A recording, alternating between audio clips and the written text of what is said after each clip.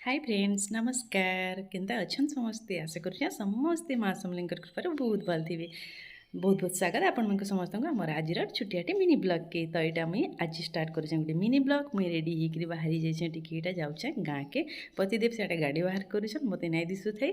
मैंने झापसा दिशुला तो देखुन बाहरी गलु आम पति पत्नी यहाँ दुई जन छुआ मैंने नाई न तो यहाँ देख रास्ता इे सब आड़े जिन आड़े देख खाली ग्रीन ग्रीन दिशुचे बहुत सुंदर लगसी आ गाँव रास्ता घाट गाँव माहौल अलग ही थी तो आसिक पहुँची गलु आम गाँव में देखुन आमर घरे आज अच्छे आम गाँव में गोटे आमर घरे छुटियाटे फंक्शन तो फंक्शन टिके झलक मुझे हेन्ता खाली देखी मुझे बेस किसी ना देखी किए आसलु कहीदे यहाँ देखुन आम नानी मैंने समस्त को मुझे भिडियो नहीं आने क्या किए काଣା भाबा बोली लागसी तो यहाँ मोर झियारी आमर मोर बड़ नानी आ मोर सान नानी मैंने मोर डेढ़ सास मैंने दुईटा तो फेर यहाँ हूँ संध्या टाइम फेर आम बाहरी जाइए यहाँ मोर झियारी दुई जन मो बड़ झियारी सान झियारी दुई जन बाहरी छूँ तो टिके